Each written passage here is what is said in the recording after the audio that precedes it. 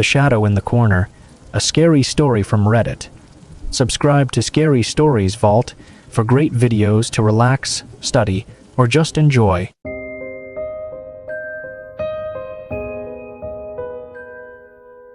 I've always considered myself a rational person, the kind of person who seeks out logical explanations, even for things that others might find unsettling or strange. But what happened to my niece, Emily, left me questioning everything I thought I knew about the world. It all started last summer. My sister Jess had recently gone through a rough divorce and needed a break from the city, so she asked if I could watch Emily for a few weeks. Emily was 7 at the time, a bright, curious child with a vivid imagination. I didn't think twice about agreeing. My home was a quiet place in the countryside, perfect for a child to run around and enjoy some fresh air away from the stresses of the city. The first few days were normal.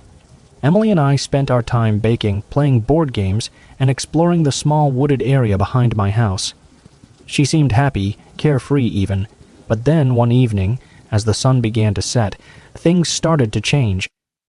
I was in the kitchen, preparing dinner, when Emily came into the room, her face pale and her eyes wide with fear. "Auntie," she whispered, her voice trembling, "there's someone in my room." I immediately stopped what I was doing and knelt down in front of her.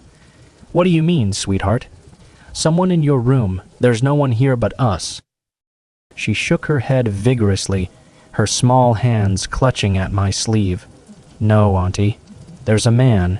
He's tall and he stands in the corner. I can't see his face.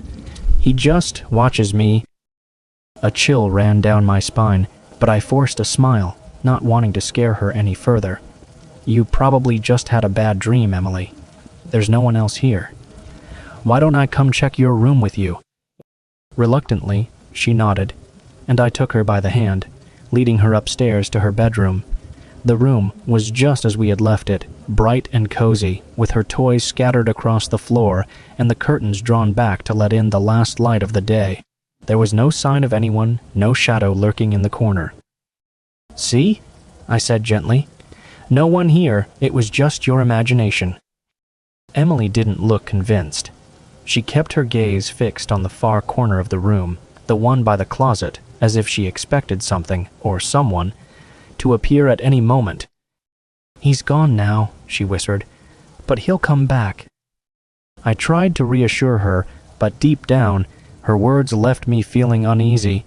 I had read enough parenting books to know that kids often have imaginary friends or conjure up monsters in their heads.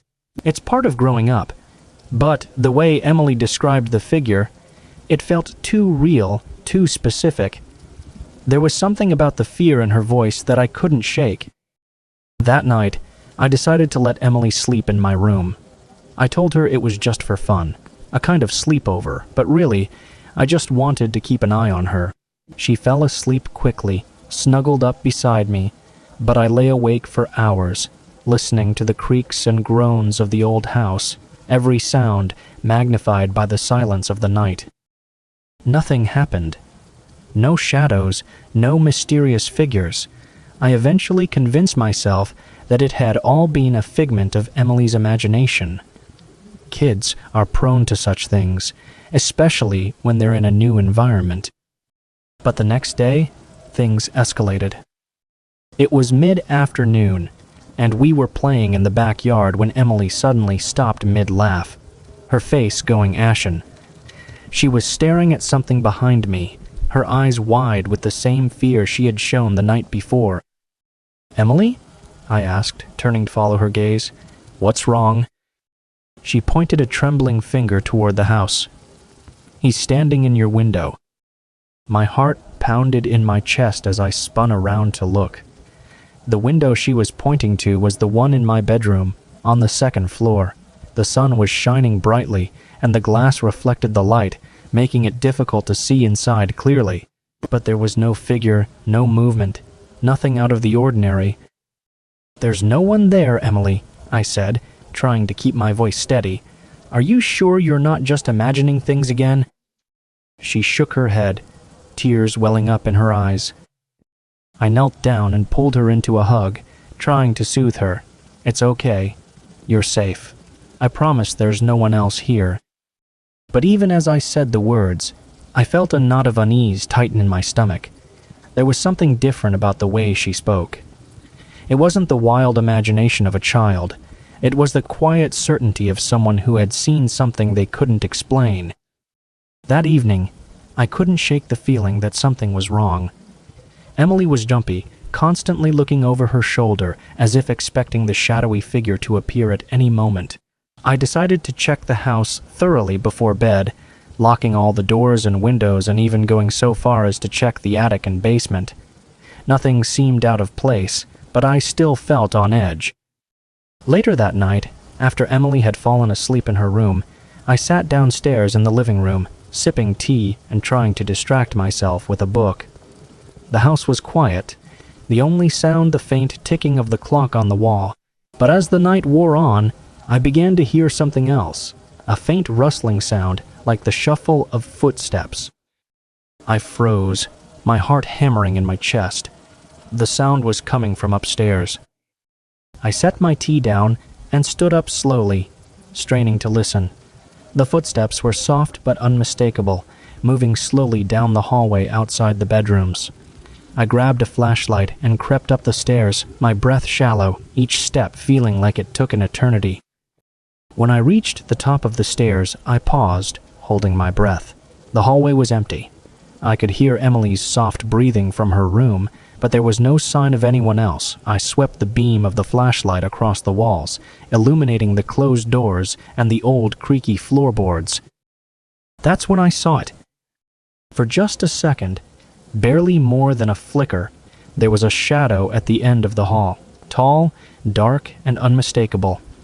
It was standing there, motionless, before vanishing as quickly as it had appeared. My blood ran cold. I rushed into Emily's room, half expecting to find the shadowy figure standing over her, but the room was empty, save for her small form curled up under the blankets. I checked every corner, every inch of the room, but there was nothing.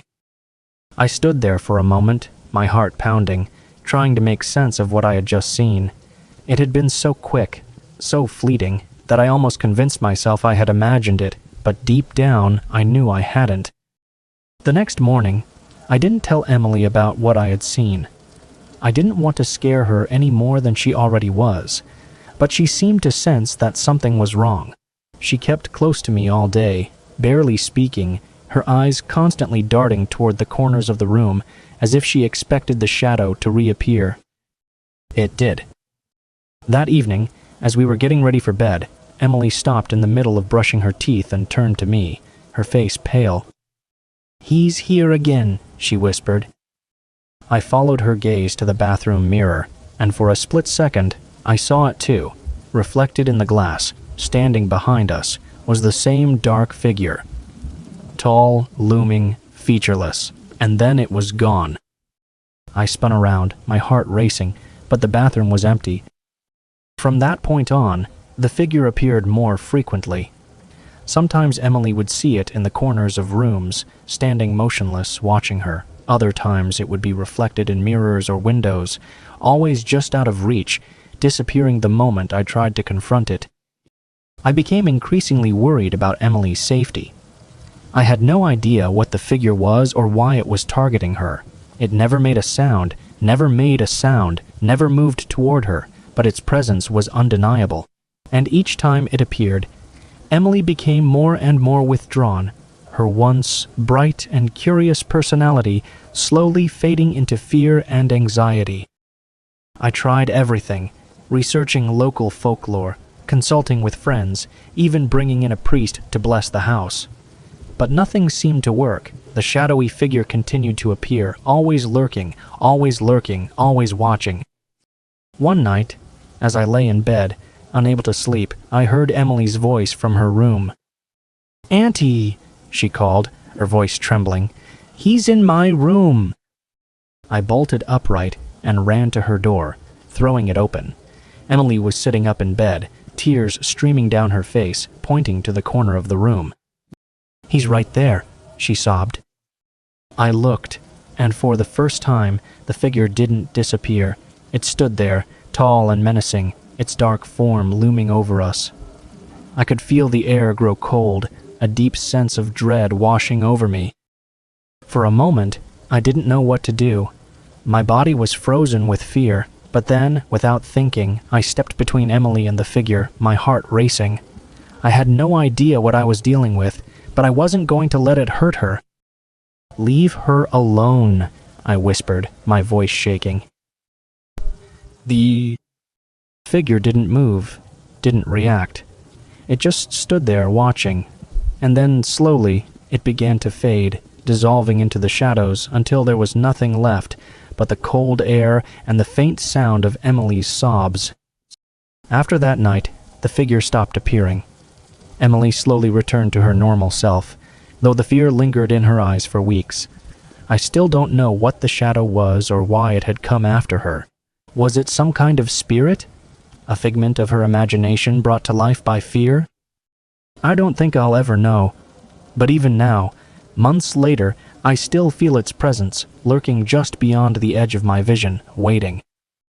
And sometimes, when the house is quiet and the lights are low, I catch a glimpse of something dark and tall out of the corner of my eye, watching.